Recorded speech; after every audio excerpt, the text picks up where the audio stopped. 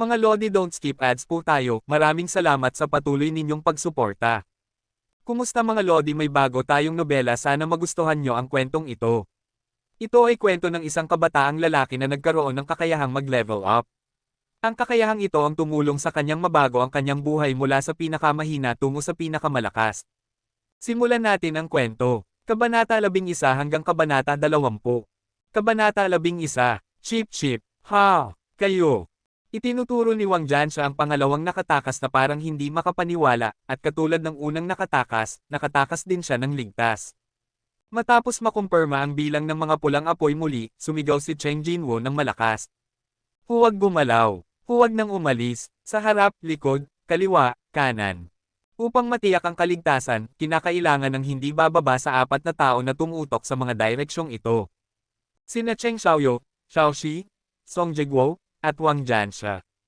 Ngayon, basta't may isang tao na umalis, magkakaroon ito ng visual blind spot sa lugar na ito. Pinunasan ni Wang Jiansha ang pawis mula sa kanyang noo at nagtanong ng sabik, Xiao Cheng, anong nangyayari? Pakiusap, ipaliwanag mo sa amin. Ngayon, kailangan yung ipagpatuloy ito hanggang sa maubos ang mga asol na apoy. Sinabi ni Cheng Jinwo ang lahat ng kanyang mga hinuha hanggang ngayon. Tumanggaw si Wang Jiansha habang nakikinig. Mabilis na ipinaliwanag ni Cheng Jinwo at binigyang diin ang isang bagay sa dulo. Makakaalis tayong lahat ng buhay. Ang batas ng dungeon na ito ay palaging nag-iiwan ng paraan para sa mga tao na makaligtas. Kaya't ang huling alituntunin ay hindi rin lumihis mula dito. Kailangan lang naming hawakan ang aming mga posisyon. Naniniwala si Cheng Jinwo na basta't nagtitiwala ang natitirang tao sa isa't isa, makakabalik silang lahat ng buhay. Ngunit hindi ito sa tingin ni Wang Jiansha. Nag-atubiling nagtanong ang matandang hunter. Ngunit, Cody, maaari kang tama, pero posible rin na ganap na magsara ang pinto kapag natapos na ang oras. Sigurado ka ba? Hindi nakasagot si Cheng Jinwo sa tanong na ito. Bagaman ito ang conclusion na kanyang naisip pagkatapos ng maraming ulit, hindi siya makakasiguro ng 100% bago lumabas ang resulta. Gayunpaman, ang nais ni Wang Jiansha ay isang malinaw na sagot. Ang kaligtasan ng isang individual ay mas mapagkakatiwalaan kaysa sa isang hindi tiyak na pangako sa kaligtasan ng lahat ng miyembro. Pasensya na, pero talagang hindi ko na kayang magpatuloy. Uncle, pasensya na. Matapos sabihin ito, bumaba si Wang Jiansha mula sa altar. Hindi niya pinansin ang nagmamadaling sigaw ni Cheng Jinwo at nagmadali patungo sa pinto. Tumigil siya sa labas ng pinto at ilang beses na tumingin pabalik, pagkatapos ay hindi na bumalik. Crunch! Kinagat ni Cheng Jinwo ang kanyang mga ngipin sa galit. Something. Iniligtas niya ang buhay ng mga taong ito, ngunit hindi siya nakatanggap ng parehong pasasalamat o pagkilala. Ang sakit ng pagtataksil ay nagpatingkig sa kanya mula ulo hanggang paa. Tulad ng inaasahan, nang iwan ni Wang Jiansha ang mga ito, nagkaroon sila ng malaking visual blind spot. Imposibleng may pagtanggol ng 2 taong malubhang na sugatan at isang natatakot na tao ang 4 na direksyon. Dahil dito, ang mga estatwa sa mga blind spot ay nagsimulang unti-unting lumapit sa altar. Crunch! Crunch! Lumalapit ang estatwa sa kanila. Tumingin si Song Jiguo sa paligid at sinabi kay Cheng Xiaoyu at Xiaoxi. Tere na, parang sumuko na sila sa lahat. Tumingin si Cheng Jinwo pabalik sa kanya. Uncle Jiguo, may punto si Wang Jiansha. Ako ang nagdala sa inyo sa ganitong sitwasyon. Kung kinakailangan ng isang tao na maiwan, ako na dapat. Ngunit, may isang maliwanag na hinaharap na naghihintay sa inyo, kailangan yung makatakas. Ngumiti si Song Jiguo, sinusubukang alisin ang pasanin sa isip ng 2 batang ito. Panipi, tuldok, panipi. Sa wakas, tumanggo si Cheng Jinwo. 12 pagkabahala ang bumabalot sa kanya, ngunit walang oras upang makipagtalo kung sino ang dapat manatili. Nais ni Song Jiguo na tulungan si Xiaoxi na alagaan si Cheng Xiaoyu. Xiaoxi, tumulong ka kay Xiao Cheng. Okay. Sa sandaling si Xiaoxi ay tutulong kay Cheng Xiaoyu, bigla siyang bumagsak sa lupa. Anong? Sinubukan ni Xiaoxi na bumangon, ngunit wala siyang magawa, at umagos ang mga luha sa kanyang mga mata. Ang aking binti, hindi ko maigalaw ang aking binti. Agad na naging seryoso ang mga ekspresyon ni Cheng Jinwo at Song Jiguo. Isang sulyap ay makikita ng masama ang kanyang kalagayan sa pisikal. Ang kanyang mga labi ay purplish, at ang kanyang buong katawan ay bahagyang nanginginig. Ito ay mga sintomas dulot ng kanyang pagpilit na gumamit ng magic power kahit na malinaw na umabot na sa limitasyon ang kanyang katawan. Ginawa niya ito para sa aking mga binti. Nararamdaman ni Cheng Jinwoo ang higpit sa kanyang dibdib at hindi siya makapagsalita. Ngunit walang oras para ipagpatuloy ito. Crunch! Patuloy na lumalapit ang estatwa. Pinasadahan ni Cheng Jinwoo ang kamay ni Song Jae-guo at umupo ng bigla. Uncle Cheng, ikaw. Sinabi ni Cheng Xiaoyo kay Song Jae-guo, Uncle, dalhin mo si Xiaoxi mula rito agad. Sinabi ko na ako ang dapat manatili. Sino ang tutulong kay Xiaoxi? Hindi siya makapag-stand ng mag-isa, lalo na ang makaalis sa gate na may tulong mula sa iba sa napakamaikling panahon. Ngunit may isa pang paraan, naiwan si Xiaoxi. Ngunit si Xiaoxi ay ilang beses nang iniligtas si Cheng Jinyo, at si Xiaoxi ay naging ganito upang pagalingin ang kanyang kanang binti. Walang oras, Uncle, mabilis na dalhin si Xiaoxi palayo. Si Song Jae-guo ay tumulong kay Xiaoxi na bumangon na may seryosong ekspresyon, habang si Xiaoxi ay umiling ng may pagdaramdam na may mga luha sa kanyang mukha. Hindi mo kayang. Tiyak na makakaalis ka, bakit hindi mo ako hayaan? Tandaan mo nang nangako akong dadalhin kita sa hapunan. Kinuha ni Cheng Jinwoo ang Grade A Magic Crystal sa kanyang bulsa at inilagay ito sa kamay ni Xiaoxi. Kunin mo ito, at ituring mong pera ko para sa hapunan. Kapag nakalabas ako mula rito, pupunta ako sa iyo para kunin ang natitirang pera, kaya huwag mong gastusin ito ng lihim. Ngumiti si Cheng Jinyo kay Xiaoxi, ngunit biglang nagalit si Xiaoxi.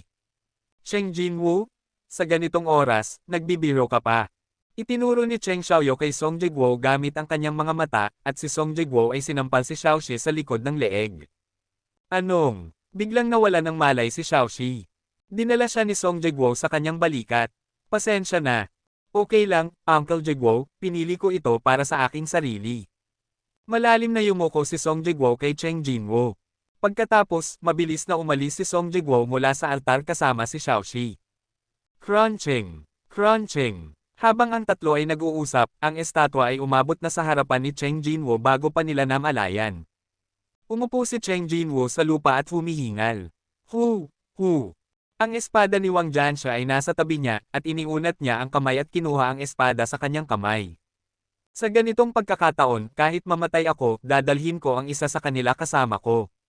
Nang lumingon si Cheng Xiaoyo, matagumpay na nakatakas si Song Jae-guo kasama ang nawawalang si Xiaoxi.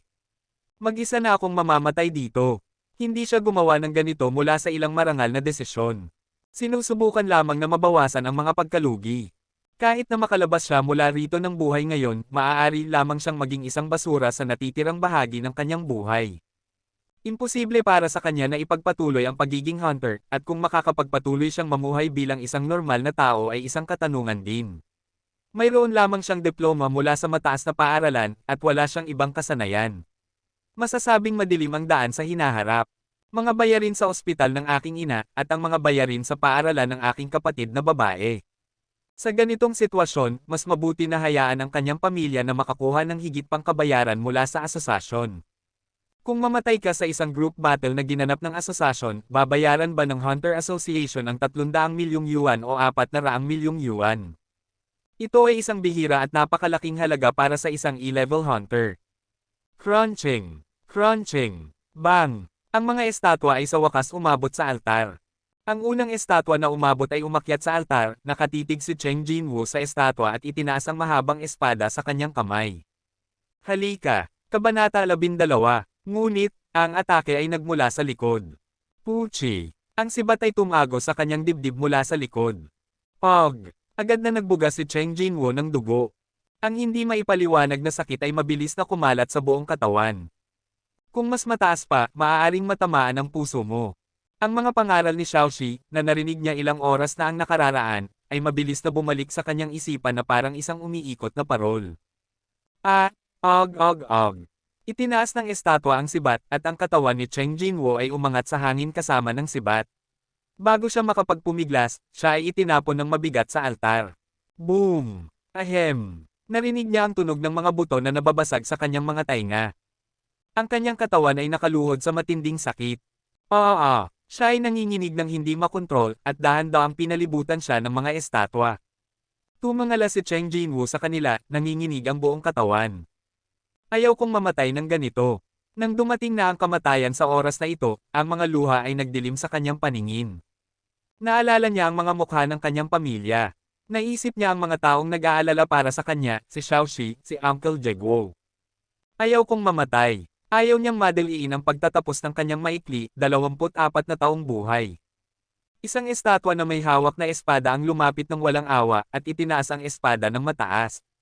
Kahit na natatakot na siya sa pagkamatay, nakatingin siya sa estatwa ng hindi kumukurap. Sa wakas, ibinagsak ng estatwa ang espada. Siya. Kung bibigyan mo ako ng isa pang pagkakataon. Lumaki ang mga mata ni Cheng Jinwoo. Sa mga sandaling ito. Chi-chi-chi-wan. Parang pinindot ang pause button, ang nakakatakot na mabilis na espada ay biglang huminto sa gitna ng hangin. Hindi ito huminto. Bumagal lamang ito. 1 milimeter bawat minuto. Bagaman napakabagal, patuloy pa rin ang paggalaw ng espada. Anong nangyayari dito? Nababalisa si Cheng Jinwoo.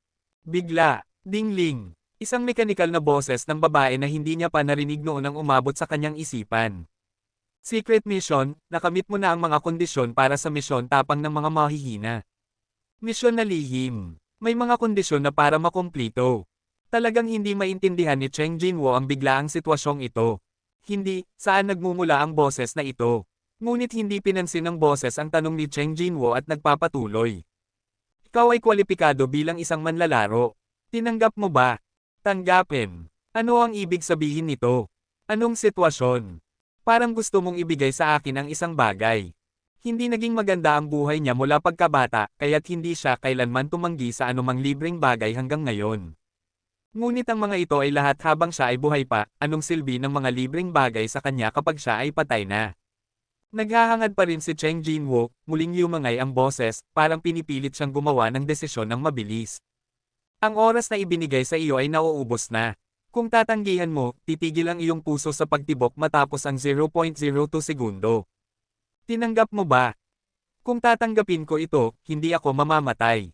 Hindi niya alam kung siya ay nag-hallucinate, pero alam niyang papalapit na ang kamatayan. Dahil bukod sa nakakatakot na espada, mayroong mga hindi mabilang na sandata na lumilipad sa kanyang direksyon.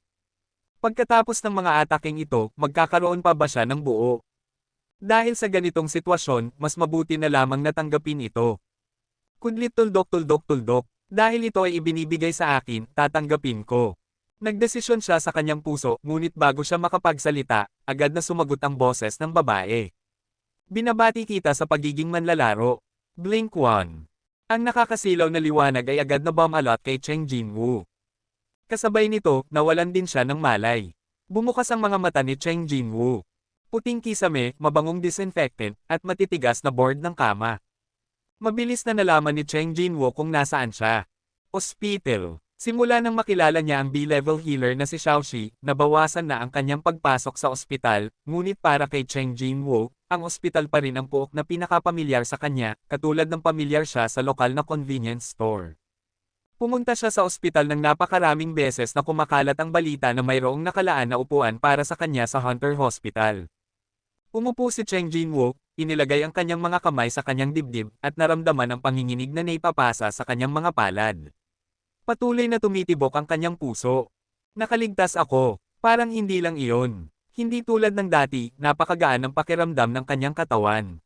Sa tuwing nagigising siya mula sa kama ng ospital, nararamdaman niyang nahihilo at pagod. Ngunit iba ang pagkakataong ito. Parang natutulog siya sa bahay hanggang sa siya ay magising ng natural, napaka-relax at masaya. Sa huli, anong nangyari? Hindi niya malilimutan ang nangyari bago siya nawala ng malay. Nasa itaas ng kanyang ulo ang espada ng hawak ng estatwa, papalapit na sa kanya. Naroon niyang naiiwasan ang atake ng espada, ngunit napapaligiran pa rin siya ng hindi mabilang na nakakatakot na sandata. Kahit na isang team na binuo mula sa mga A-level, hindi S-level hunters ay mahihirapang harapin ang mga iyon. Nakaligtas ako sa ganitong sitwasyon. Nanaginip ba siya? Bigla niyang naisip na mayroon siyang paraan upang kumpirmahin kung ito ay isang panaginip o katotohanan. Itinataas ni Cheng Jinwoo ang kumot mula sa kanya. Kung ito ay katotohanan, tiyak na wala na siyang binti ngayon, kung siya ay nananaginip, ang kanyang binti ay. Nagising ka na. Biglang may malalim na boses na umabot mula sa isang sulok ng ward, nagulat si Cheng Xiaoyo at lumingon upang tingnan. Pasensya na kung nag-alala kami sa iyo. Gayunpaman, hindi na kami makapaghintay pa. Dalawang lalaking nakasuot ng itim na suit ang lumapit sa kama ni Cheng Jinwoo. Nagtanong si Cheng Jinwoo nang may pagdududa, sino kayo? Hindi niya pa nakilala ang dalawang lalaking ito. Isang lalaking may gupit na parang sundalo ang nagbigay sa kanya ng isang business card. Narito ang aking pangalan. Kinuha ni Cheng Jinwoo ang business card. Wu Shenzhei, pinuno ng Supervision Section ng Korean Hunter Association. Ang Supervision Section ang tanging departamento sa asosasyon na may maraming makapangyarihang hunters. Ang Supervision Section ay isang departamento na namamahala sa mga hunters sa buong bansa, kaya tiyak na maraming mataas na antas na hunters. Bakit ako hinanap ng Supervision Section? Umupo si Wu Shenzhei sa isang upuan. Ang isa pang tao na tila kanyang kasama ay nakatayo sa likuran niya. Dalawang malalakas na hunters ang nagtipon dito na nagpapadami sa cramped na ward. Ang sinabi nila sa susunod ay nagulat kay Cheng Jinwoo. Nasa coma ka ng 4 na araw. Naalala mo ba ang nangyari bago ka nawala ng malay? Oo, naaalala ko. Masasabi mo ba sa amin? Bago iyon, paano ang dalawa? Si Uncle Jigwo at si Xiaoxi, ayos lang ba sila? Sa harap ng sabik na tingin ni Cheng Jinwoo, tumango si Wu Shenzhei. Oo, pareho silang maayos. Kahit na seryoso ang mga sugat, hindi sila nasa panganib sa buhay. Nakapagbigay si Cheng Jinwoo ng isang malalim na hininga ng ginhawa. Masasabi mo ba sa amin kung ano ang nangyari noon? Tanong ni Wu Shenzhei.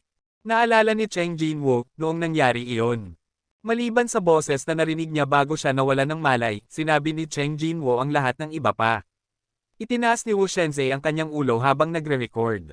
At pagkatapos ay nawalan ka ng malay, di ba? Oo. Nang magbukas ang mga mata ko muli, nasa ospital na ako. Kabanata 13. Nagkatinginan sina Wu Shenzhei at ang kanyang kasama. Mukhang walang alam si Cheng Jinwoo, medyo nahiya sila. Sa katunayan, si Cheng Jinwoo ang taong nasa silid na gustong-gustong malaman kung ano ang nangyari. Paano ako nakarating sa ospital? Pinatay ba ng mga malalaking guild ang mga iyon? Well, actually, medyo nahihiyang nagsalita si Wu Shenzhei. Matapos nating matanggap ang ulat ng nakaligtas, agad na nagpadala ng mga rescue effort ang Supervision Section at ang White Tiger Guild, ngunit pagdating sa lugar. Ang White Tiger Guild ay isa sa ilang super malalaking guild sa bansa H. Dahil ang White Tiger Guild ay kasangkot din, nangangahulugan ito na hindi maliit na bagay ang nangyari. Ano ba talaga ang nangyari? Kinakabahan na napalunok si Cheng Jinwoo. Pagdating, wala na ang lahat. Nakita ka naming nakahiga sa lupa na walang malay, walang mga idolo o estatwa doon. Ano ang sinabi mo? Hindi makapaniwalang sinabi ni Cheng Jinwoo.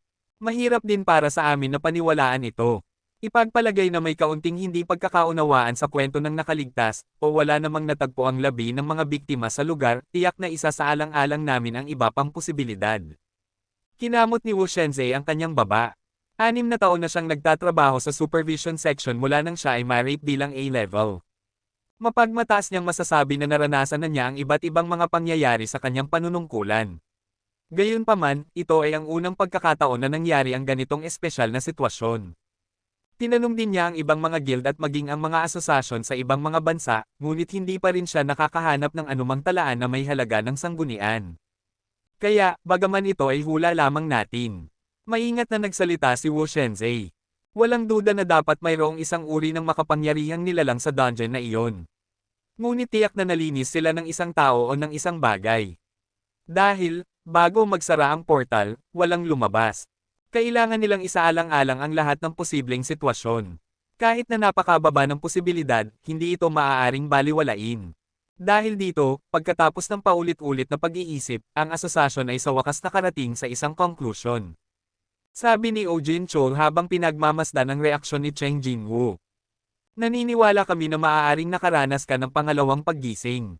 Ang pangalawang paggising. Lumaki ang mga mata ni Cheng Jinwoo. Bagaman napakabihira, ang ilang mga awakened hunters ay nagising muli. Ang sitwasyong ito ay tinatawag na pangalawang paggising. Ang mga hunters na nakaranas ng ganitong uri ng paggising ay karaniwang nakakakuha ng mas malakas na kakayahan kaysa dati. Sa pangkalahatan, kapag natukoy na ang antas ng isang hunter, hindi na ito magbabago.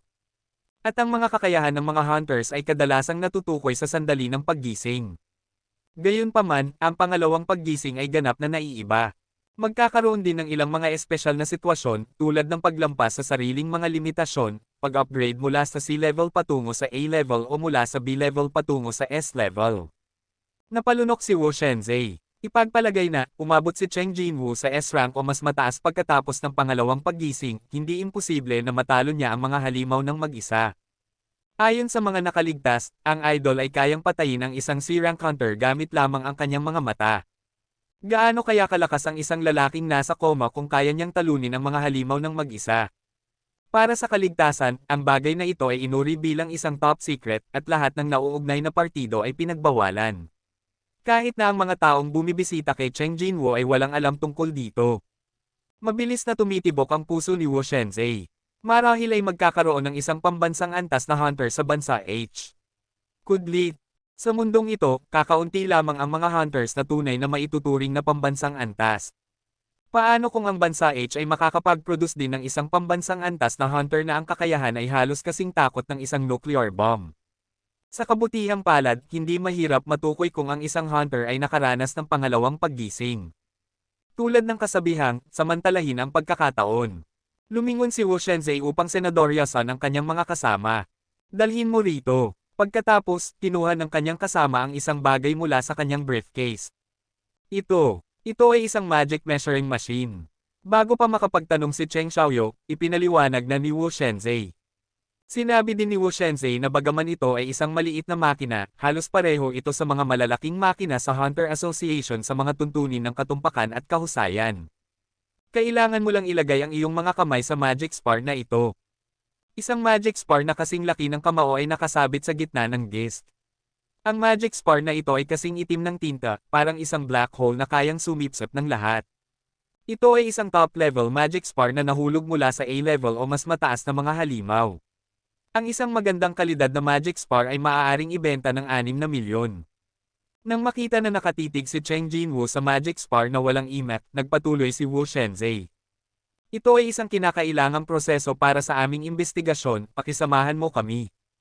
Tumanggaw si Cheng Jinwoo. Kung talagang pangalawang paggising ang kanyang pinangarap, magkakaroon ng malaking pagbabago sa kanyang buhay. Bukod dito, libre silang pumunta rito upang subukan siya, kaya bakit siya tatanggi?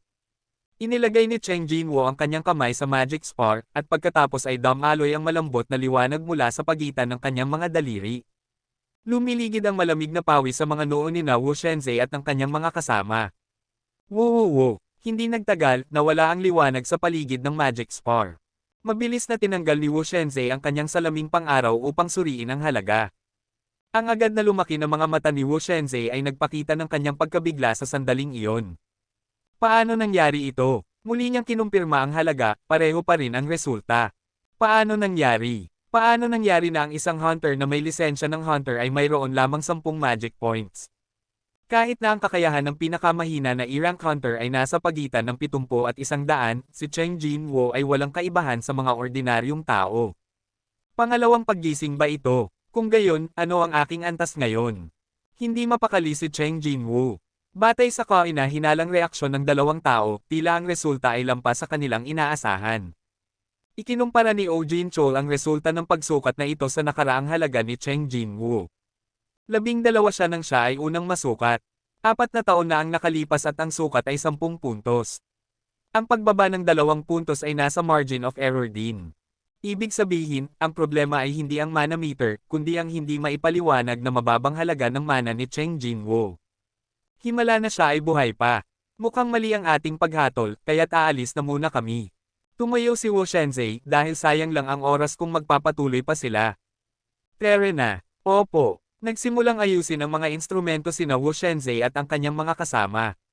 Well, pasensya na. Pwede mo bang sabihin sa akin? Nang marinig ang boses ni Cheng Jinwoo, lumingon si Oh Jin-chol. Maraming salamat sa iyong pakikipagtulungan. Kung may maisip ka, huwag kang mag-atubiling makipag-ugnayan sa amin. Umalis ang dalawa sa ward nang matapos nilang mag-impake. Ang ward, na medyo masikip kanina, biglang naging maluwang.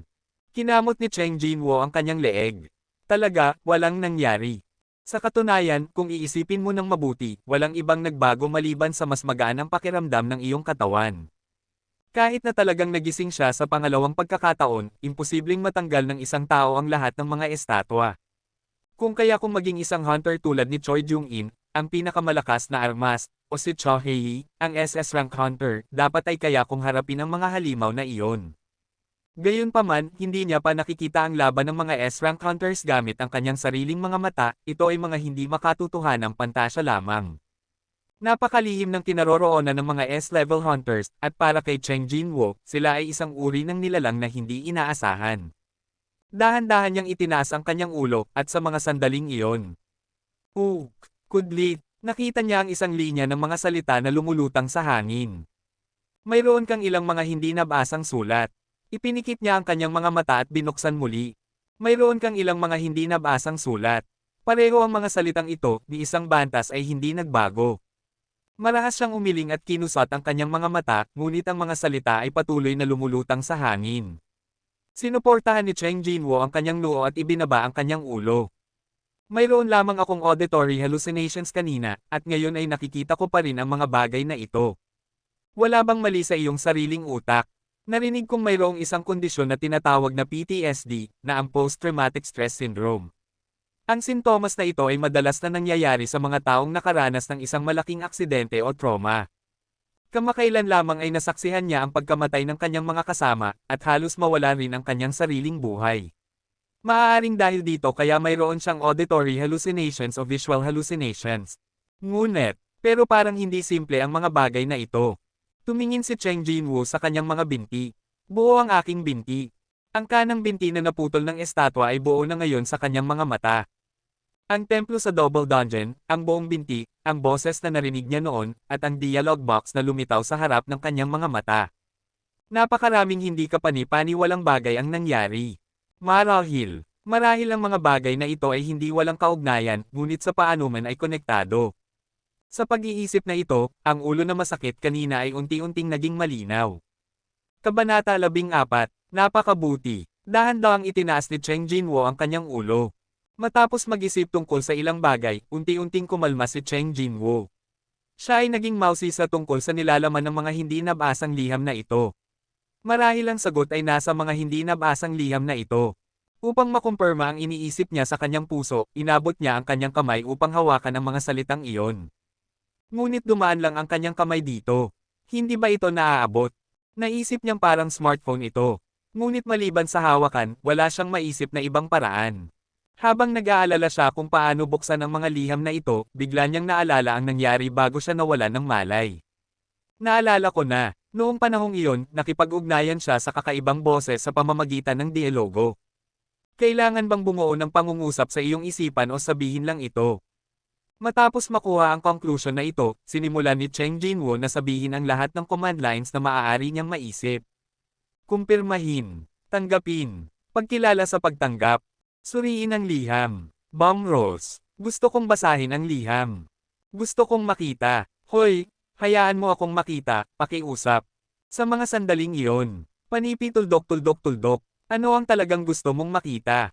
Naramdaman niya ang mga matang nakatingin sa kanya, mabilis siyang lumingon. Ang kanyang kapatid na babae, na nakasuot ng uniforme ng mataas na paaralan, ay nakatingin sa kanya mula sa bahagyang nakabukas na pinto. Nagtataka si Cheng Jinwoo sa loob ng isang sandali. Ang kanyang kapatid, na nakatitig sa kisame, ay may hinihinging tulong mula sa isang tao. Talagang hindi niya alam kung paano ipaliwanag ang kanyang mga kilos sa kanyang kapatid na babae. Hindi ka ba nasaktan sa ulo, hindi ba? Nakita ng kanyang kapatid na babae na nakatayo sa malayo, mabilis na umiling si Cheng Jinwoo. Siyempre hindi, ngunit si Cheng Xiaoya, ang nakababatang kapatid ni Cheng Jinwoo, ay mukhang nagdududa pa rin. Talaga, sinabi ko na, talagang hindi. Nakatitig si Cheng Xiaoya kay Cheng Jinwoo ng matagal bago siya galit na lumapit sa kanya. Naramdaman ni Cheng Jinwoo ang sama ng loob, kaya't mabilis siyang naglagay ng defensibong posisyon, at tiyak na bumagsak ang mga kamao ni Cheng Xiaoya na parang ulan. Sinabi ko na huwag mong saktan ang iyong sarili. Alam mo kung gaano ako nag-aalala. Pasensya na, bakit ang lahat ay okay, ngunit ikaw lang ang nasaktan. Panipi tuldok-tuldok-tuldok-tuldok-tuldok-tuldok. Pasensya na, nakita ang ganitong kapatid, biglang napagod si Cheng Xiaoya. Iniluhod niya ang kanyang ulo, at ang mga luha ay dumadaloy sa kanyang pisngi na parang mga nawawalang perlas. Maingat na pinatpat ni Cheng Jinwoo ang kanyang likod. Kahit siya mismo ay nakaramdam ng hapdi sa kanyang ilong. Sa totoo lang, naisip kong iiwan na lang siyang mag-isa upang mamatay. Sa kabutihang palad, nakaligtas siya. Ang pulang sinag na umusbong mula sa mata ng idolo, ang kalasag na tumaga sa kanyang kanang binti, at ang sibat na tumago sa kanyang dibdib. Ngayon na naiisip ito, masasabing swerte siya, at nakaligtas siya mula sa kamatayan ng maraming beses. Lahat ng ito ay parang isang nakakatakot na bangungot. Tumangala si Cheng Jinwoo sa mga salitang lumulutang sa hangin. Mayroon kang ilang mga hindi nabasang liham. Parang hindi ko pa ganap na nagigising. Napakaraming hindi kapani-paniwalang bagay ang nangyari. Ngunit ano ang halaga nito? Sapat na sa kanya na makabalik ng buhay at makita ang kanyang pamilya muli. Huho! Sa kabutihang palad, mabilis na natigil ang pag-iyak ng kanyang kapatid. Ngunit ang sumunod na pangungutya ng kanyang kapatid ay tumagal ng mahigit 1 oras. Nakikinig ka sa akin. Kung muling masaktan ka, hindi na ako pupunta sa paaralan, magtatrabaho na ako, kaya't hindi ka na maaaring maging hunter. Ang matalas na mga mata ni Cheng Xiaoya ay hindi tumutugma sa kanyang magandang mukha, ngunit marahil ito ay isang katangiang namamana sa kanila ng kanyang kapatid. Nakuha, makikinig ako sa iyo. Tumanggaw si Cheng Jinwoo at sumuko sa paglaban. Nakita ni Cheng Jinwoo na paulit-ulit na nangako na hindi na siya muling masaktan, siya ay kumalma at tumayo. Saan ka pupunta? Pupunta sa paaralan. Kung nais mong bumisita sa iyo, humingi ka ng leave mula sa paaralan. Panahon na upang bumalik. Tumanggaw si Cheng Jinwoo. Magbibigay ka ng iyong graduation exam sa susunod na taon. Bagaman hindi kailanman kumuha ng tutor o sumali sa cram school si Cheng Xiaoya, palaging kasama siya sa mga pinakamahusay na grado. Ang kanyang pangarap ay maging doktor. Ang maliit na batang mahilig maglaro at maglaro ng mga video games ilang taon na ang nakaraan, mula nang magkasakit ang kanyang ina, itinuturing niyang doktor ang kanyang layunin at nagsimulang mag-aral ng mabuti. Sa kabila ng anuman, nais ni Song Jinwoo na matulungan si Yoon na maabot ang kanyang pangarap.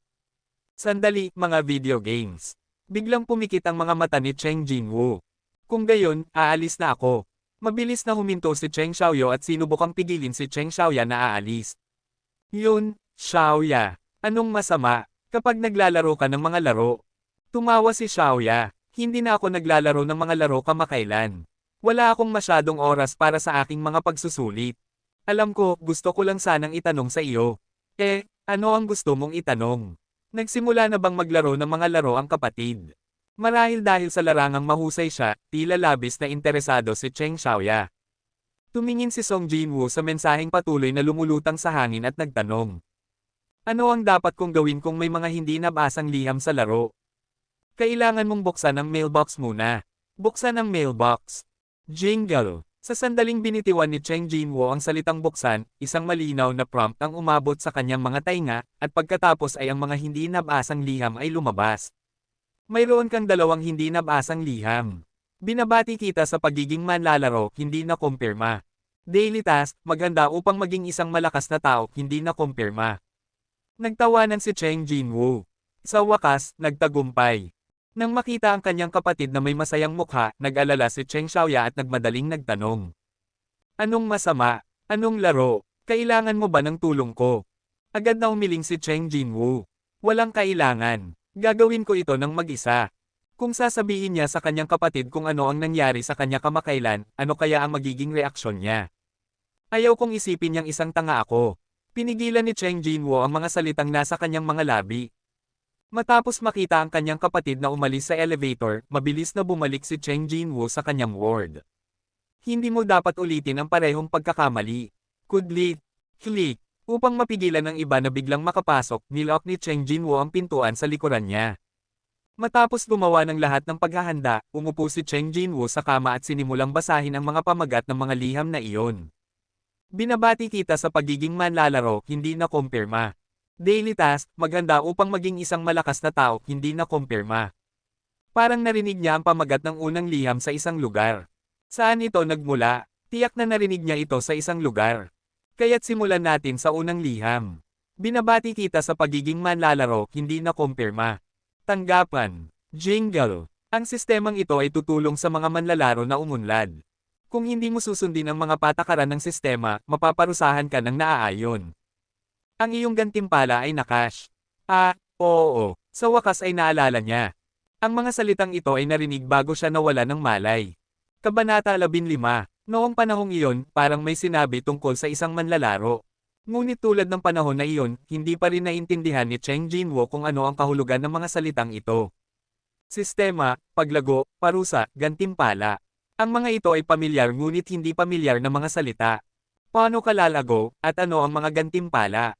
Ang mga salitang ito mula sa laro ay sunod-sunod na lumabas, at walang paliwanag, kaya't nakakalito itong intindihin.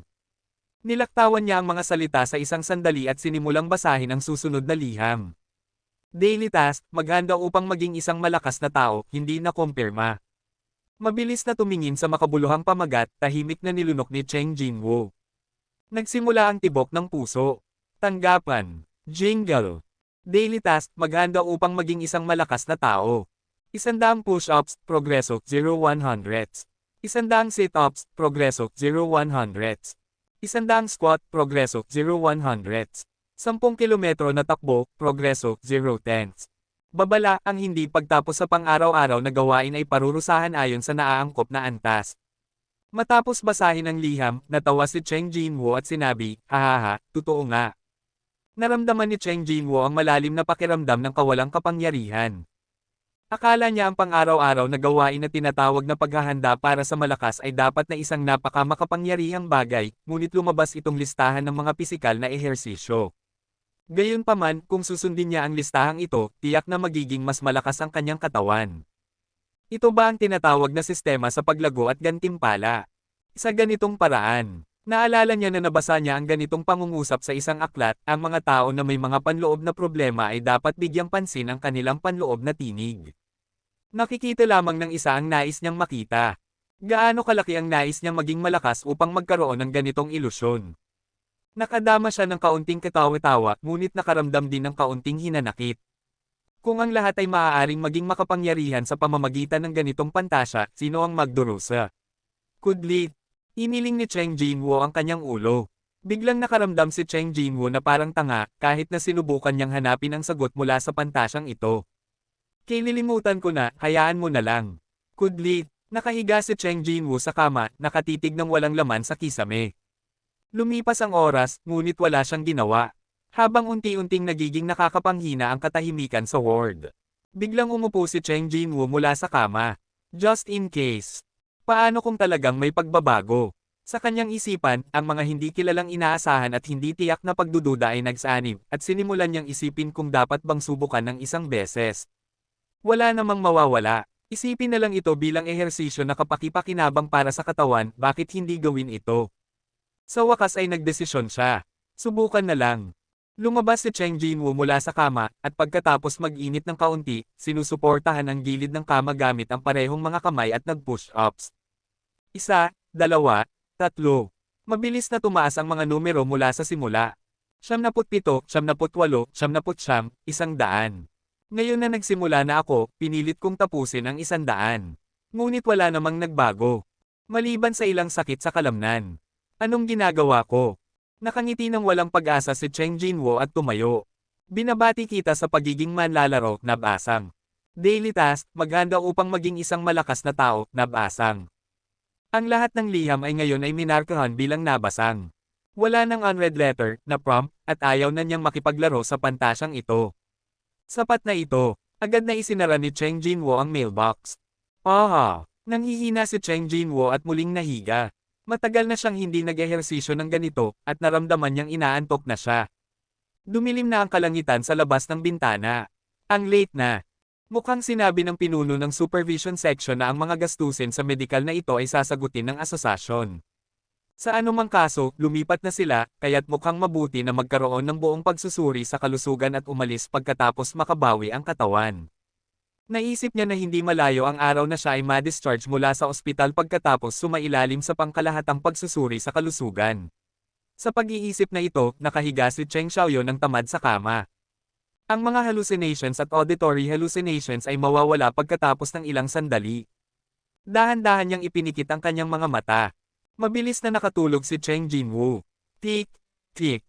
Natutulog si Cheng Jinwoo, ngunit ang kamay ng orasan sa dingding ay patuloy na umiikot. Umikot ang pointer, at pagkatapos ng hindi tiyak na oras, ang pointer ay tumuro sa 11:59 na minuto at 57 segundo. Tik, tik, tik. 58, 59, 61. Sa wakas, huminto ang pointer sa posisyon na 0 na oras 0 na minuto at 0 na segundo, 12:00. Jingle. Hindi mo natapos ang pang-araw-araw na gawain. Para sa limitadong oras, ililipat ka sa punishment zone. Rumble rumble. Naramdaman ng malakas na pagyanig ng kanyang katawan, biglang bumukas ang mga mata ni Cheng Jinwoo. Earth, lindol. Mabilis siyang umupo at hinawakan ang gilid ng kama. Ang malakas na pagyanig ay nagpapahirap sa kanya na mapanatili ang kanyang balanse. Boom boom boom. Habang lumilipis ang oras, naging mas matindi ang mga vibrations. Sa mga sandaling ito, biglang nasira ang gilid ng kama na kanyang hinahawakan upang iligtas ang kanyang buhay. Hindi nasira ang gilid ng kama, kundi nawala. Tumangala si Jinwoo sa kanyang palad. Ang nasirang gilid ng kama ay nawala, pinalitan ng isang dakot ng buhangin. Buhangin. Pasa isa. Ang gilid ng kama sa kabilang bahagi ay naging buhangin din. Lumalakas ang pagyanig. Rumble rumble. Pog. Nahulog si Cheng Jinwoo mula sa kama. Sumigaw siya at tumakbo sa paligid ng ward. Kasabay nito, ang mga bagay sa ward ay naging buhangin.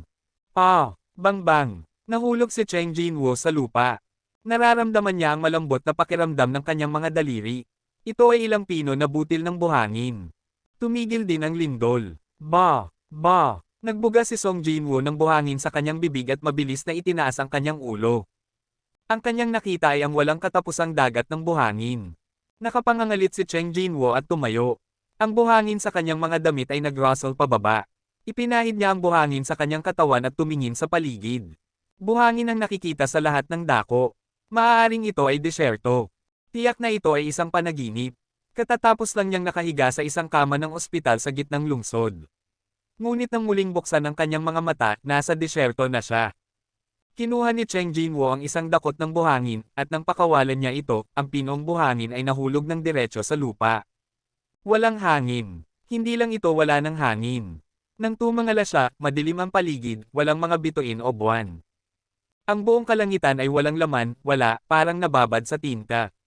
Saan ba ako? Sa mga sandaling ito. Swish swish swish one. Biglang bumagsak ang buhangin sa paligid niya, bumubuo ng isang malaking dalesdis.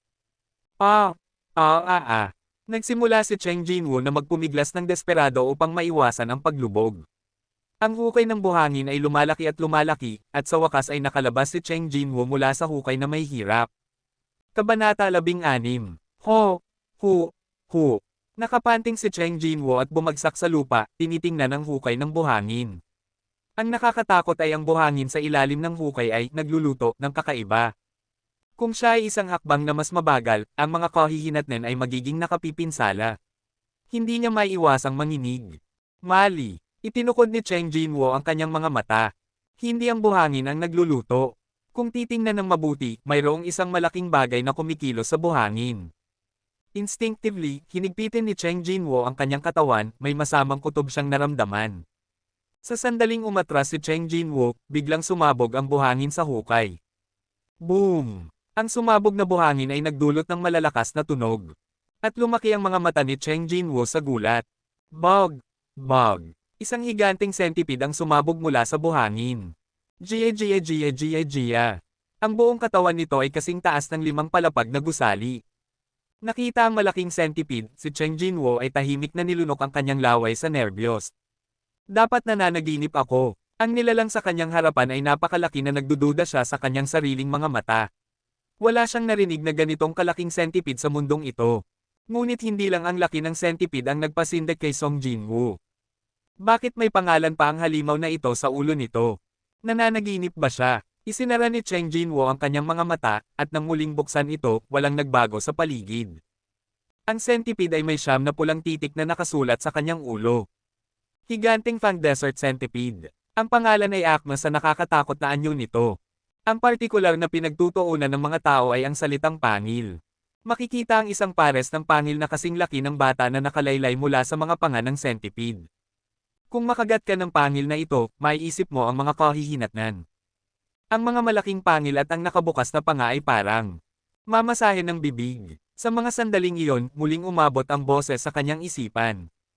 Jingle. Punishment Mission, Survival. Layunin, mangyaring makaligtas sa loob ng itinakdang oras. Kinakailangang oras, 4 na oras. Natitirang oras, 4 na oras 00 minuto 00 segundo.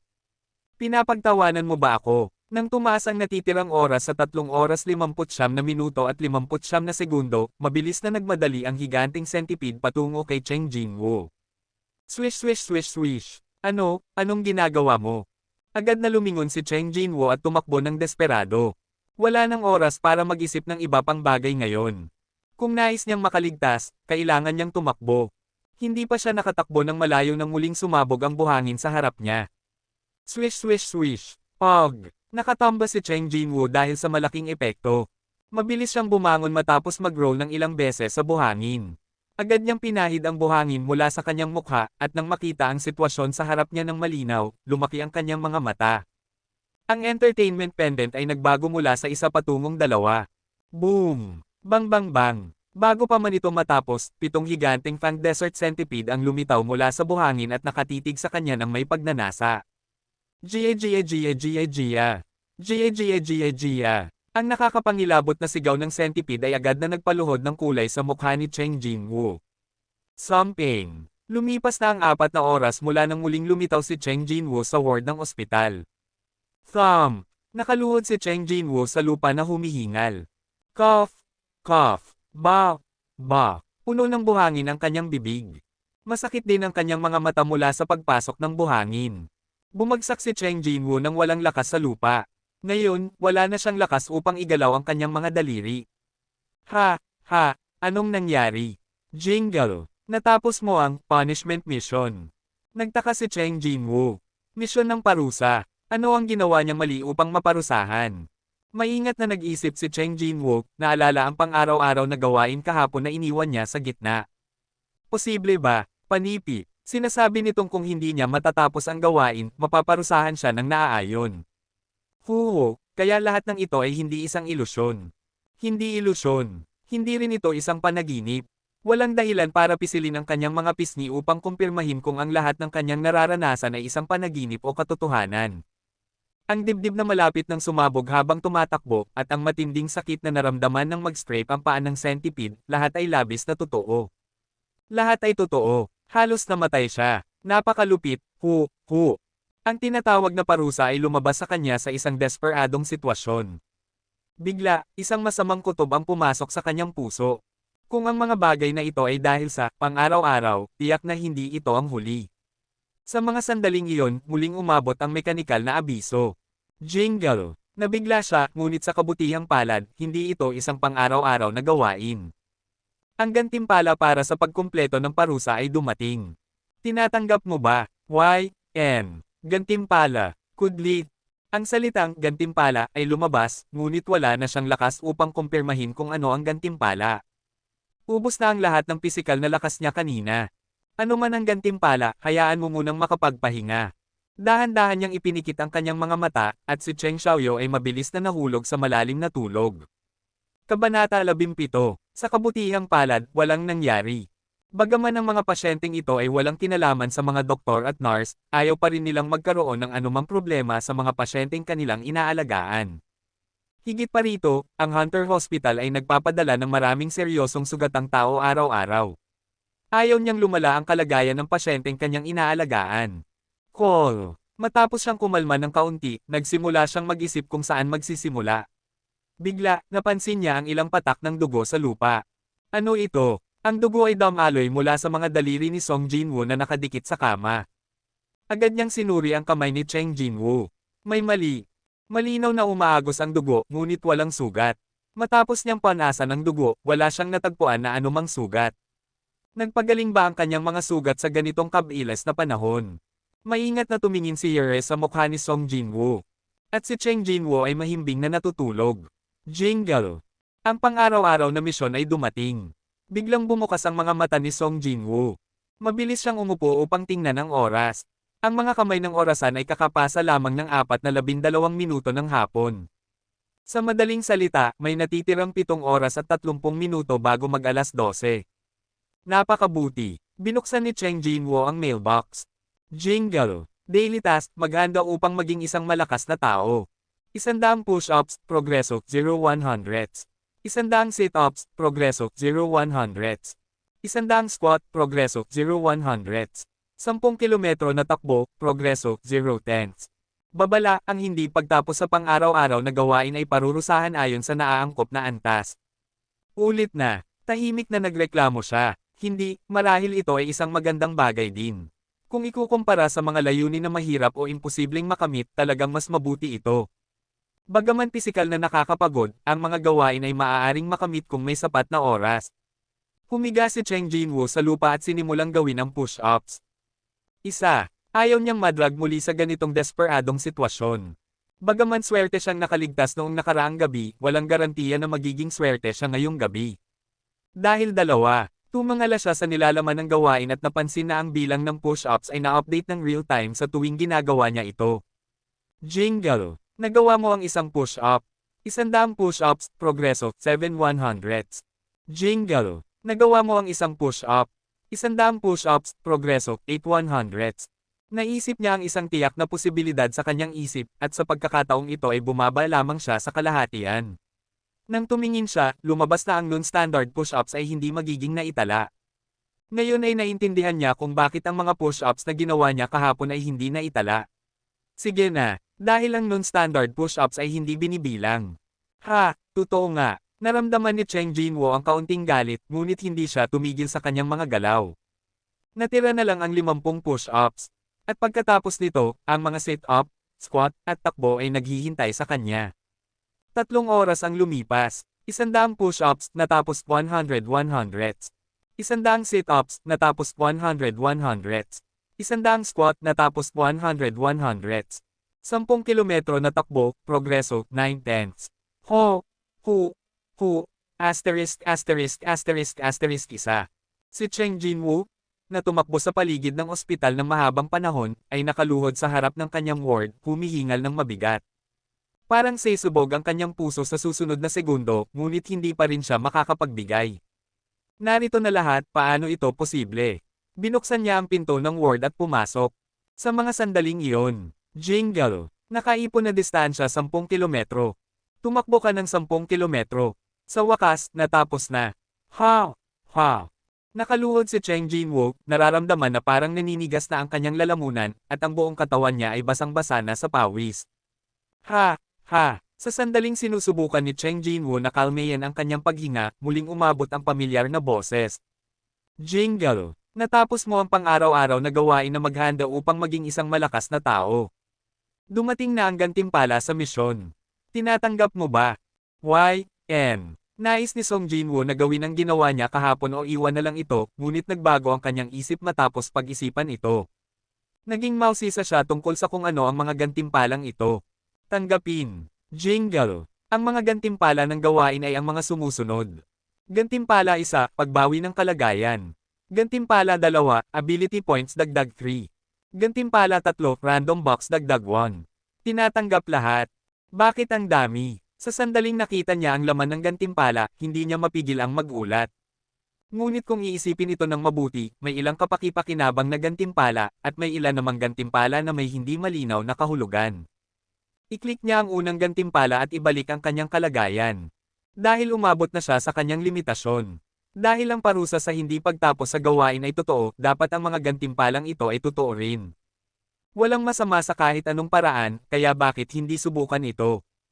Pagkatapos ng lahat, ang sistemang ito ay hindi siya ibabalik sa penalty area matapos ibigay ang mga gantimpala, di ba? Tanggapin. Sakto nang matapos siyang magsalita, isang malambot na asul na liwanag ang bumalot sa kanya. Wow! Ano ang pakiramdam na ganito? Biglang naisip ni Cheng Jinwoo si Xiaoxi. Ang pakiramdam na ito ay eksaktong katulad ng nang ginamo siya ni Xiaoxi. Kung nais niyang ipahayag ang pakiramdam na ito sa mga salita, ito ay dapat na ang pakiramdam na ang iyong mga baga ay nalinis ng sariwang hangin, di ba? Woo! Unti-unting nawala ang asul na liwanag. Nakaramdam siya ng kaunting panghihinayang.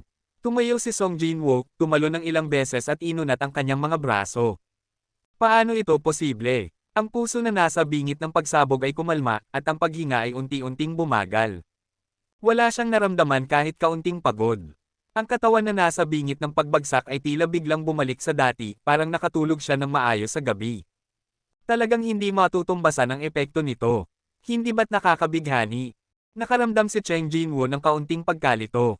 Bagaman hindi niya alam kung ito ay mahika o kung anumang bagay, talagang nagkaroon ito ng malaking epekto sa kanya. Sa ganitong kaso, ano ang mga halaga ng kakayahan? Nang tumingin si Cheng Jinwoo, nakita niya ang isang maliit na kahon na nakalagay sa tabi ng kama, at ang kanyang sariling attribute window ay lumitaw sa kanyang mga mata.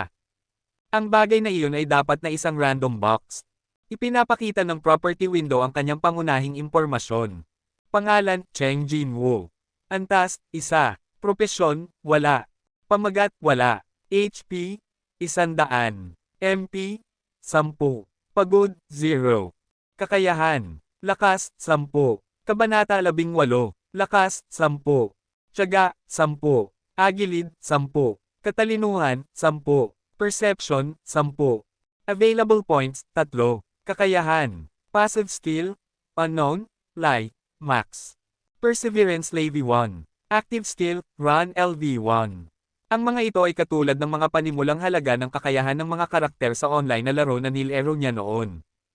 Ito ba ang aking kasalukuyang halaga ng kakayahan? Ang kasalukuyang antas ay level 1. Ang halaga ng kakayahan ay pinakamababa din. Ngunit isinalang-alang na siya rin ang pinakamahina sa mga E-rank hunters, wala namang nakakagulat dito.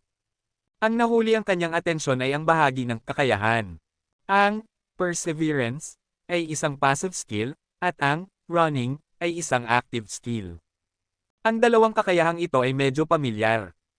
Naalala ko, kahapon. Noong kahapon, upang maging tiyak, ito ay dapat na umaga ng kahapon, ang narinig niya nang siya ay hinahabol ng centipede sa penalty area. Matapos siyang tumakbo ng walang tigil para sa kanyang buhay sa loob ng 3 oras, bigla siyang nakatanggap ng ilang bagong mensahe. Kumuha ng kakayahan, Run. Kumuha ng kakayahan, Perseverance. Noong panahong iyon, sobrang abala siya sa pagtakas para sa kanyang buhay na wala siyang oras upang isipin ang kanilang kahulugan, pero ngayon mayroon na siyang sapat na oras. Kinumpirma ni Song Jinwoo ang nilalaman ng kakayahan. Kakayahan, Running LV1. Active skills. Mana required, 5. Ang patuloy na pagtakbo ay nagpapalakas ng iyong mga binti. Habang aktibo ang kakayahang ito, ang iyong bilis ay tataas ng 30%. Ang paggamit ng kakayahang ito ay kumokonsumo ng isang mana bawat minuto. Kakayahan, Perseverance LV1. Passive skill. Mana required, 0. Mayroon kang hindi matitinag na tiyaga. Kapag ang tiyaga ay bumaba sa ibaba ng 30%, ang kakayahang ito ay automatikong maa-activate at ang pinsala ay mababawasan ng 50%. Possible bang dahil tumakbo ako ng sobrang desperado kahapon kaya nakuha ko ang dalawang kakayahan na Running at Perseverance? Mukhang ganito nga. Kaya parang kung patuloy niyang ulitin ang isang tiyak na aksyon at pagkatapos ay nagkataon na matugunan ang ilang mga kondisyon, makakakuha siya ng bagong kakayahan. Oh Diyos! Ito ay isang malaking benepisyo. Dahil sa pangkalahatan, ang mga hunters ay makakakuha lamang ng mga bagong kakayahan sa dalawang paraan, isa ay sa pamamagitan ng paunang paggising, at ang isa ay sa pamamagitan ng runestones na nahuhulog mula sa mga A-level monsters. Ang presyo ng runestone ay nag-iiba-iba, at ang pinakamataas ay maaaring umabot sa ilang dekadang bilyon. Narinig niya na sa isang kamakailang auction, umabot ang presyo ng isang runestone sa 400 milyong yuan. Ang runestone na iyon ay may kakayahan, iyon ay, maaari nitong ibalik ang nasugatang tao sa kanyang orihinal na estado sa isang iglap. Sinasabing sa huli, isang banyagang S-level healing hunter ang gumastos ng lahat ng kanyang ipon at binili ang runestone na iyon ng hindi nagpapakilala. Ang puso ni Cheng Jinwoo ay kumakabog. Isang kakayahan na maaaring magpataas ng bilis ng paggalaw, at isang kakayahan na maaaring magpababa ng pinsala. Bagaman hindi ito maihahambing sa kakayahang nagkakahalaga ng dekadang bilyon, para kay Cheng Jinwoo, sapat na ang dalawang kakayahang ito. Higit pa rito, nakuha pa niya ang mga kakayahang ito ng libre. Habang siya ay mababa sa mana, marahil hindi niya magagamit ng buo ang mga kakayahang iyon, ngunit mas mabuti na ito kaysa wala, hindi ba? At ang Perseverance ay hindi nangangailangan ng mana upang magamit. Ang halaga ng mana dito ay maaaring MP. Sa ganitong paraan, kahit mababa ang kanyang mana, magagamit pa rin niya ang kakayahan ng tiyaga ng malaya. Ito lamang ay talagang isang malaking kita. Ngunit, ano itong unknown?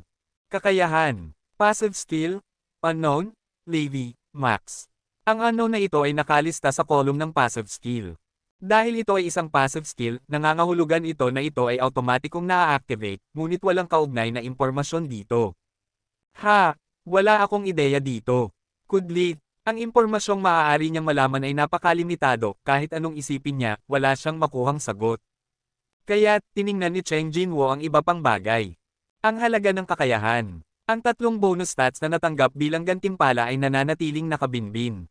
Kakayahan. Lakas, 10. Tiyaga, 10. Agilid, 10. Katalinuhan, 10. Perception, 10. Available points, 3. Dapat itong mga hulugan na ang kabuoang kakayahan ay maaaring tumaas ng 3 puntos, di ba? May kabuoang 5 kakayahan. Dahil siya ay nasa level 1, ang bawat kakayahan ay kadalasang isang pangunahing halaga. Ngunit pagdating sa katotohanan, ang mga halagang ito ay maaaring hindi kasing simple ng inaasahan. Kung ang aktwal na kakayahan ay talagang maaaring magbago dahil sa isang instant na desisyon, sino ang magdedesisyon ng madali? Seryosong nakatingin si Cheng Jinwoo. Ang lakas ay dapat mga hulugan ng pisikal na lakas. Alam niya kung ano ang lakas, pisikal na lakas, at agilid na kumakatawan. Dahil madalas niyang nakikita ang mga ganitong uri ng kakayahan sa laro. Ang susi ay ang huling dalawang item, ang katalinuhan at perception. At, tulad ng dati, ang sistema ay walang ibinigay na paliwanag. Maaari bang ang pagpapahusay ng katalinuhan ay gawing mas matalino ka? O ang pinataas na perception ay magiging mas mapanuri ka? Sa anumang kaso, ang dalawang kakayahang ito ay hindi ganoon kahalaga para sa kanya. Pagkatapos ng lahat, siya ay isang melee hunter. Ang kailangan niya ay lakas, bilis, at tiyaga. Kung kailangan mong pumili sa mga ito tatlo, piliin ang lakas. At ang pagbabago sa lakas ay dapat na pinaka-obvious, kaya't pinili ni Cheng Jinwoo na idagdag ang lahat ng 3 puntos sa halaga ng lakas. Lakas dagdag ng 3. Jingle. Kakayahan. Lakas, 13. Tiyaga, 10. Agilid, 10. Katalinuhan, 10. Perception, 10. Available points, 0. Tapes na ba? Maliban sa ang halaga ng lakas sa lumulutang na bintana ay nagbago mula 10 patungong 13, wala nang ibang nagbago. Hindi niya naramdaman ang lakas na parang seisubog tulad ng sa anime o pelikula. May pagbabago ba ito? Tumingin siya ng mabuti. Nakatayo si Cheng Jinwoo sa tabi ng kama, sinubukang buhatin ang kama. Bagaman medyo mabigat, mas madali ito kaysa sa inaasahan. Ngunit hindi niya alam kung dahil ba sa mas magaan ang kama o dahil tumaas ang kanyang lakas. Dapat ay naitaas ko ito bago pa man tumaas ang halaga. Ngunit ngayon na ang mga puntos ng kakayahan ay nadagdag na, wala na siyang paraan upang ihambing ang pagkakaiba sa pagitan ng dati at ngayon. Magiging maganda sana kung may mga karagdagang puntos. Habang si Cheng Jinwoo ay nag-iisip patungkol dito, bigla niyang naisip ang isang bagay. Gantimpala para sa punishment quest. Hindi lang pang-araw-araw na gawain ang natapos niya ngayon. Bagaman halos namatay siya sa oras na iyon, natapos niya ang punishment task at natanggap ang balita ng pagdating ng gantimpala. Mabilis na binuksan ni Cheng Jinwoo ang mailbox. Dumating na ang gantimpala para sa punishment task. Tinatanggap mo ba? Y.N. Talaga, ninakaw ni Cheng Jinwoo ang kanyang mga kamao. Siyempre ito ay, oo. Ang mga gantimpala ng gawain ay ang mga sumusunod. Gantimpala 1, Distributable Ability Value dagdag 3. Gantimpala 2, isang random na kahon. Tinatanggap lahat, hindi tulad ng kapag natapos ang pang-araw-araw na gawain, sa pagkakataong ito ay walang opsyon na ibalik ang kalagayan, ngunit hindi ito mahalaga, ang lahat ng nais niya ay ang maipamahaging halaga ng kakayahan. Katatapos lang niyang mag-alala na ang mga gantimpala ng punishment missions ay mas mababa kaysa sa mga pang-araw-araw na gawain. Sa kabutihang palad, parehong tumaas ng 3 maipamahaging puntos ang gantimpala. Medyo natuwa si Cheng Jinwoo. Dagdagan ng lakas ng 3. Jingle. Kakayahan. Lakas, 16. Tiyaga, 10. Kabanata 11. Agility, 10. Katalinuhan, 10. Pakiramdam, 10. Distributable Ability Value, 0. Ang lakas ay nagbago mula 13 patungong 16. Muli, nakatayo si Cheng Jinwoo sa tabi ng kama, gamit ang kanyang mga kamay na masigasig. Malinaw na mas madali ito kaysa dati. Nararamdaman na niya ang pagkakaiba ngayon. Talagang totoo. Talagang tumaas ang lakas. Ngunit sa pananaw ng numerical, ang lakas ay tumaas ng 60%, paano ito hindi mararamdaman? Sobrang excited si Cheng Jinwoo, hindi lang ang kama, itinaas niya ang lahat ng bagay sa silid, nag-ulo ang silid. Tumigil si Cheng Jinwoo sa kanyang mga kalokohan nang siya ay pinagsabihan ng head nurse na dumaan. Pasensya na. Matapos umalis ang head nurse sa silid, dahan-dahan na huminga si Cheng Jinwoo ng maluwag. Call. Ngunit hindi siya makapagpahinga. Ang kanyang puso ay kumakabog na parang baliw. Plop plop. Sobrang excited siya na medyo namamaga at sumasakit ang kanyang dibdib. Magkakaroon ng pang-araw-araw na mga misyon at gantimpala sa mga puntos ng kakayahan araw-araw. Basta't hindi biglang matapos ang kakaibang bagay na ito, maaari siyang mamuhay ng isang ganap na ibang buhay mula sa dati. Ito ay isang pagkakataon na hindi mo dapat palampasin. Bilang karagdagan, ipinapakita ng status window ang kanyang level. Kung gayon, maaari pa ba akong mag-upgrade? Nilakasan ni Cheng Jinwoo ang kanyang ulo. Paano ito posible? Mayroon pa rin siyang pakiramdam ng di kapanipaniwala. Sa totoo lang, hindi siya naglakas loob na magkaroon ng sobrang mataas na inaasahan. Para sa kanya, sapat na ang makuha ang gantimpala ng gawain. Ang mga puntos ng kakayahan ay maaaring gamitin upang dagdagan ang halaga ng kakayahan. Sa madaling salita, maaari siyang maging mas malakas araw-araw. Bilang isang E-level hunter, patuloy pa rin akong pinagtatawanan. May pagkakataon ba akong maging mas malakas sa ganitong paraan? Huwag nang banggitin ang mga S-level o A-level hunters, kahit ang mga C-level at D-level hunters na nakakasama niya ay tumatawa ng malakas kapag narinig ito. Kung sasabihin niya ito, ang mga taong iyon ay ituturo siya at pagtatawanan siya. Maaari bang maging mas malakas si Cheng Jinwoo? Siya ba si Cheng Jinwoo? Ngunit hindi ito mahalaga kung pagtatawanan ka. Sa madaling salita, sanay na siyang pagtawanan. Para sa kanya, ang pagkakaroon ng pagkakataon na maging mas malakas ay sapat na upang maging masaya sa mahabang panahon. Bigla, naisip niya ang isang bagay. Ito ba ang aking pangalawang paggising? Bagaman hindi ito karaniwan, talagang may mga halimbawa ng mga hunters na nahihirapan sa pinakamababang antas at umakyat sa mga advanced hunters sa pamamagitan ng pangalawang paggising. Sa ganitong paraan, ang mga hunters na naging mas malakas sa pamamagitan ng pangalawang paggising ay nakaranas din ba ng ganitong uri ng bagay? Malalaman ko, dahil sa pagkausisa, pumunta si Cheng Jinwoo sa computer sa sulok ng ward. Ito ay isang VIP ward na ibinigay ng Hunter Association, kaya hindi lamang mga computer, kundi pati na rin ang iba pang mga pangangailangan sa buhay ay available. Bla bla bla. Agad na nag-type si Cheng Jinwoo sa keyboard. Maghanap, maghanap muli. Nag-surf siya sa napakaraming website. Nag-surf din siya sa mga website na maaari lamang ma-access gamit ang lisensya ng Hunter. Gumastos pa siya ng pera upang bumili ng maraming kaugnay na materyales na nangangailangan ng bayad. Ngunit kahit na walang ibang nakakita ng katulad, wala siyang natagpo ang halimbawa na katulad ng sa kanya. Walang katulad. Ang kanyang sitwasyon ay ganap na naiiba mula sa karaniwang pangalawang paggising. Ang proseso ng pangalawang paggising ng karamihan sa mga hunters ay katulad ng proseso ng unang paggising. Walang sino man ang nakarinig ng kakaibang boses bago mamatay tulad niya, at walang sino man ang maaaring mapabuti ang kanilang mga kakayahan sa pamamagitan ng pagtaas ng virtual value. Ngunit kung sakali, sa isip na subukan, si Cheng Jinwoo ay nag-post ng isang anonymong mensahe tungkol sa mga hunter sa mga forum sa internet. Pamagat, isang kakaibang nangyari sa akin. Nilalaman parang sa isang laro, bigla akong nakikita ang sarili kong mga halaga ng kakayahan, at kahit na mapabuti ang mga halagang ito. Mayroon bang sino man na may katulad na sitwasyon sa akin? Agad na maraming komento. Mga komento, ngayon, masyado kang nag-iisip. Komento, siguradong hindi tanga ang landlord na ito, hindi ba? Mga komento, mukhang amoy ganon. Komento, maaaring sobrang naglalaro ka ng laro. Mga komento, ikaw ba ay isang cartoonist?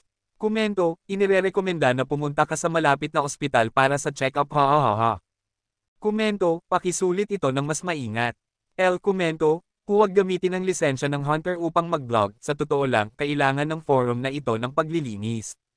Lahat ng mga komento ay katulad ng mga ito. Pog. Nagsalita si Cheng Jinwoo. Matagal na siyang nag-browse, ngunit walang nakuha. Kahit na itinuring siyang tanga ng mga tao, mula nang maghanap siya ng matagal at walang resulta. Ibig sabihin, ang aking sitwasyon ay napaka-espesyal. Nat Angie, ang pinaka-espesyal na hunter sa mundo. Magtatagal pa ng kaunting panahon upang malaman kung paano makakatulong ang mga kakaibang penomenang ito sa kanya at kung gaano siya kalayo makakabuti, ngunit sa kabuuan, hindi ito masama. Nang tingnan niya ang bintana, dumating na ang gabi. Ang late na bago mo malaman. Bahagyang nagkunot ng noo si Cheng Jinwoo. Nakatitig sa computer screen ng matagal, ang mga mata ay naging napakatuyot. Pinahid ni Cheng Jinwoo ang kanyang mga mata, pagkatapos ay tumayo mula sa upuan at inunat ang kanyang mga braso. Gumawa siya ng ilang set ng stretching upang maalis ang kanyang matigas na katawan. Nang yumuko siya, nakita niyang dalawang kahon ang nahulog sa lupa. Ano? Random box. Dalawang random na kahon ang nakabalot sa monochrome wrapping paper at nakatali ng ribbon bow, eksaktong katulad ng mga item na lumalabas sa laro. Malamang nahulog ito sa kama nang nag-ulo ako sa silid kanina. Kudlit. Ganap na nakalimutan ni Song Jinwoo ang mga random na kahon na ito. Kinuha ni Song Jinwoo ang isang random na kahon sa kanyang malapit at binuksan ito. Band-aid. Nakatitig si Cheng Jinwoo sa band-aid na ito upang makita kung paano ito naiiba sa mga ordinaryong band-aid, parang gusto niyang batasan ito. Sa mga sandaling iyon, isang linya ng berdeng mga karakter ang lumitaw dito. Item, band-aid. Isang karaniwang band-aid, para sa maliliit na hiwa, ay nasa iyong backpack na ngayon. Ano bang band-aid ito? Inaasahan niyang ang bagay na ito ay may ilang mga espesyal na katangian tulad ng mga kayamanan na matatagpuan sa dungeon, pero mukhang hindi siya ganoon kaswerte ngayon. Ngunit walang sino man ang tila kumuha ng band-aid sa dungeon. Binuksan ni Cheng Jinwoo ang isa pang kahon na may kalahating pagkadismaya at kalahating inaasahan. Sa kahon ay isang ballpoint pen. Maingat niyang sinuri ang isang bahagi, at kahit pinindot ang button, ngunit anuman ang tingnan niya, ito ay isang sobrang karaniwang ballpoint pen. Item, ballpoint pen. Isang ordinaryong ballpoint pen. Maaaring gamitin para sa pagsulat. Nasa iyong backpack na ngayon. Mukhang ang random box ay talagang naglalabas ng ilang mga item ng random. Okay. Gayunpaman, hindi ito walang kapakinabangan. Bagaman ang band-aids at ballpoint pens ay hindi gaanong kapaki-pakinabang para sa kanya. Ngunit salamat sa mga dalawang bagay na ito, nalaman niya ang pagkakaroon ng backpack. Ang ibang mga item sa silid ay hindi nagpapakita ng impormasyon na may kaugnayan sa item, marahil ang mga item na lumalabas mula sa random boxes lamang ang ipapakita ng naaayon. Backpack. Nang tawagin niya ang backpack, isang bintana na may dosenang storage slots ang biglang lumitaw sa hangin. Ang backpack sa unang antas ay talagang hindi walang laman. Akala niya wala ng laman, ngunit sa unang storage slot, nakita niya ang isang bagay na labis na pamilyar. Ito ba? Kinuha ito ni Song Jinwoo. Jingle. Item, Wang Jiansha's Iron Sword. Atake dagdag 10. Ito ang espada ni Wang Jiansha na nakuha ni Song Jinwoo sa dungeon. Inisip niyang naiwan niya ang espada sa templo. Matagal na kitang hindi nakita. Nakangiti si Cheng Jinwoo. Ang espadang ito ay tumawid sa ganung desperadong sitwasyon kasama siya, kaya talagang natuwa si Song Jinwoo nang makita muli ang espadang ito. At sayang naman naiwan ito sa ganung lugar. Narinig kong gumastos si Wang Jiansha ng 20,000 yuan upang bilhin ang espadang ito, di ba? Kabanata 20. Ang mga armas ng mga hunters ay mukhang ordinaryo, pero hindi. Tanging ang mga armas na may mahiwagang kapangyarihan ang makakapagdulot ng pinsala sa mga halimaw. Kaya ang mga armas na ginawa para harapin ang mga halimaw na iyon ay natural na mahal. Sa pagkakataong ito, ikaw ang aking armas. Hanggang ngayon, dahil wala siyang pera, kaya niyang labanan ang mga halimaw na iyon gamit lamang ang kanyang mga kamay. Kahit na ang espadang ito ay hindi mahal, sapat na ito para kay Cheng Jinwoo. Ikaw ay akin na ngayon. Marahil kapag nakita ito ni Wang Jiansha, hihilingin niyang ibalik ko sa kanya ang espada. Pagkatapos ng lahat, siya ay isang makasariling tao na iiwan ang kanyang tagapagligtas at tatakbo para sa kanyang sariling kapakanan. Ngunit maging ang espada o ang pagkakataon na maging mas malakas, lahat ng ito ay kapalit ng kanyang sariling pagsisikap. Hindi siya ganoon. Unti-unting naging mas matalas ang mga mata ni Cheng Jinwoo. May dalawang bagay siyang natutunan mula nang mangyari ang pangyayaring iyon. Una, kailangan niyang maging mas malakas. Dahil sa sobrang kahinaan niya, halos mawala ang kanyang buhay ng ilang beses. At hindi lang iyon. Alam niya ang resulta, ngunit hindi niya napigilan ang batang hunter sa koro. Alam niya mali si Wang Jiansha, ngunit hindi niya matulungan si Tito Jegwo. Kahit na alam niya kung ano ang tama at mali, ngunit upang mabuhay, kailangan niyang pumili na magbulag-bulagan. Kung gusto niyang magkaroon ng malinis na budi, kailangan niyang maging mas malakas. Ang huling punto, walang dahilan para maging mabait sa mga hindi karapat-dapat. Ang kabaitan ay kapalit ng pagtataksil ng mga kasama. Iniwan siya ng tatlo at tumakas. Sumigaw siya sa kawalan ng pag-asa, ngunit walang bumalik upang iligtas siya. Nakalimutan nila ang lahat tungkol sa kanilang tagapagligtas. Live and take. Nangako siyang hindi na niya hahayaan na ang mga nakakatawang kabaitan na iyon ay magdulot muli sa kanya ng problema. Ang sariling buhay ang pinakamahalaga. Ito ang aral na itinuro ni Cheng Jinwoo ng pangyayari sa ilalim ng lupa. Maging mas malakas, maging mas walang awa. Gagawin ko ito. Si Cheng Jinwoo ay isang uri ng tao na hindi makakalimutan matapos magdusa ng isang pagkawala. Sa isang karinderya sa gabi, si Nurse Quiula ay nakikipag-usap sa isang kaibigan na matagal na niyang hindi nakikita. Oo. Biglang naalala ni Quiula na ang kanyang kaibigan ay isang miyembro ng Hunter Association. Salamat din sa kaibigan na ito kaya nakakapagtrabaho siya sa Hunter Hospital. Marami ka sigurong alam tungkol sa mga hunters. Medyo mas marami kang alam kaysa sa iba, ano ba ang problema? Hindi ba may mga hunters na mabilis na makapagpagaling ng kanilang sariling mga sugat? Dapat ang tinutukoy mo ay mga healing hunters. Maaari nilang pagalingin ang lahat ng sugat sa pamamagitan ng paggamit ng healing spell. Hindi ang healing magic na uri. Ang walang malay na uri. Walang malay. Tama, nawalan na siya ng malay, o natutulog siya. Umiling ang kaibigan ni Quiula. Hoy, imposible iyon. Ito ay isang uri ng regenerative ability, ngunit medyo malakas ito. Kahit na sa mga A-level monsters, kakaunti lang ang may ganitong kakayahan. Wala bang tao na may ganitong kakayahan? Oo, hanggat alam ko, walang tila may ganitong kakayahan. Iyon ay, tama, ha? Totoo bang mali ang nabasa ko? Tumanggaw si Quiula. Nagpatuloy ang kanyang kaibigan, ngunit, hindi ko alam, marahil may isang S-rank hunter na may ganitong kakayahan. Matapos makinig, itinaas ni Quiula ang kanyang ulo. S-rank hunter. Maraming kakaiba sa mga S-level hunters, at napakakaunting impormasyon tungkol sa kanila. Ngunit narinig kong si Bai Luhao, ang presidente ng White Tiger Guild, ay maaari ring mag-transform bilang halimaw. Ngunit si Song Jinwoo ay isang E-rank hunter lamang. Ang impormasyon sa antas ng mga hunters ay naipublish sa website ng asosasyon, at sino mang gustong maghanap ay makakahanap nito.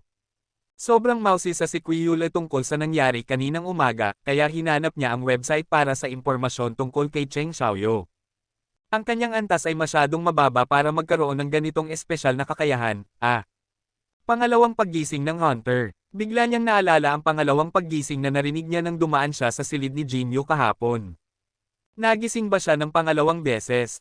Para sa karamihan ng mga ordinaryong tao, hindi lang ang makaharap sa isang S-rank hunter, ang makaharap sa kanila ay napakahirap. Dahil kakaunti lang ang mga S-level hunters, at karamihan sa kanila ay sobrang abala na wala na silang oras para uminom ng laway. Napakaswerte na ang ganitong tao ay naging pasyente niya. Isang E-rank hunter na malapit ng maging S-rank. Kung walang nakakita sa kanyang halaga. Kung makakuha siya ng mas maraming kabaitan mula sa kanya ngayon, magkakaroon ba siya ng mas maraming pagkakataon sa hinaharap? Pagkatapos ng lahat, hindi gaanong madalas ang pagkakataon na makipagkaibigan sa mga S-rank hunters. Maaaring sabihin na mahirap makakuha ng pagkakataon na makaharap sa isang S-rank hunter. Ibinuka ni Quiula ang walang katapusang imahinasyon na may maliwanag na ngiti sa kanyang mukha. Hoy, anong magandang bagay ang naisip mo muli? Bigla ka nalang tumatawa ng masaya. Hindi. Ayos lang. Umiling si Yula, ngunit hindi niya maitago ang ngiti sa kanyang mga labi. Diyos ko, tingnan mo lang ang katawan ng lalaking iyon. Ang pasyente ba ay nasa ganitong magandang kondisyon? Dalawang batang babaeng nurse ang nag-uusap ng mahina habang sumisilip kay Cheng Jinwoo sa pasilyo. Nagkunwari lamang si Cheng Jinwoo na hindi nakakarinig, at mabilis na bumalik sa ward. Lumipas na ang isang linggo mula nang simulan niyang gawin ang pang-araw-araw na mga gawain. Sa loob ng isang linggong ito, talagang nakaramdam si Cheng Jinwoo ng maraming pagbabago, isa na rito ay ang mga pagbabago sa kanyang katawan. Tumayo si Jinwoo sa harap ng salamin sa ward. Cough. Sinimulan niyang obserbahan ang kanyang katawan. Nakaramdam ng kaunting kahihiyan si Song Jinwoo na biglang gumawa ng isang bagay na madalas ginagawa ng mga babae. Wala namang nakakaalam, umubo siya ng 2 beses para itago ang kanyang kahihiyan, at pagkatapos ay naglakas loob na tumingin ng diretso sa kanyang sarili sa salamin. Talagang may nagbago. Malaki ang pagkakaiba ng katawan. Lumalaking kalamnan. Ang pinakahalata ay ang mga bagong linya ng kalamnan. Ang maluwag na taba ay napalitan ng kalamnan. Ang kanyang mga balikat ay naging mas malapad din, at ang kanyang pangangatawan ay naging mas maskulado. Sa kabutihang palad, hindi ito mukhang napakalaki. Lumalaki lamang ang kalamnan kung saan kinakailangan. Kung gusto niyang ilarawan ang kanyang kasalukuyang pangangatawan, ito ay dapat na parehong maliksi at malakas, di ba? Kahit na sa tingin niya ay nasa magandang anyo siya, kaya't hindi nakakagulat na nagbulungan ang dalawang NARS tungkol sa kanya. Salamat sa pang-araw-araw na mga gawain. Tinawag ni Cheng Jinwoo ang status window. Jingle. Pangalan, Cheng Jinwoo. Antas, 1. Propesyon, wala. Pamagat, wala. HP, 100. MP, 10. Pagod, 0. Kakayahan. Lakas, 31. Tiyaga, 10. Agilid, 10. Katalinuhan, 10. Pakiramdam, 10. Available points, 0. Kakayahan. Passive skill, Unknown Levy, Max. Perseverance Levy 1. Active skill, Run L1. Ang kanyang halaga ng lakas ay lumampas sa 30. Kung ikukumpara sa ibang mga kakayahan na may hindi gaanong halatang pagbabago, pinili ni Cheng Jinwoo na ipamahagi ang mga puntos ng gantimpala sa lakas. At ang pinakamahalagang bagay sa laban sa mga halimaw ay ang halaga ng lakas. Ngunit matapos lamang mag-ehersisyo ng ilang araw, imposible para sa aking katawan na magkaroon ng ganitong malaking pagbabago. Ngunit mayroon ding posibilidad. Habang tumataas ang halaga ng lakas, ang mga kalamnan ay unti-unting nagbabago sa isang hugis na maaaring magbigay ng pinakamataas na lakas. Bukod doon, wala siyang maisip na ibang dahilan. Nag-aalala rin siya na naglagay siya ng masyadong maraming puntos sa lakas at hindi pinansin ang ibang mga kakayahan, ngunit matapos makita ang mga pagbabago sa kanyang katawan, nakalimutan niya ang mga alalahanin na iyon. Ngunit mukhang masyadong halata. Ang bilang ng mga NARS na nagbanggit sa kanya ay tumataas din. Marahil ay nakikibahagi sila sa gawain ng pag-aalaga sa mga pasyente, kaya ang kanilang paningin ay mas matalas kaysa sa iba.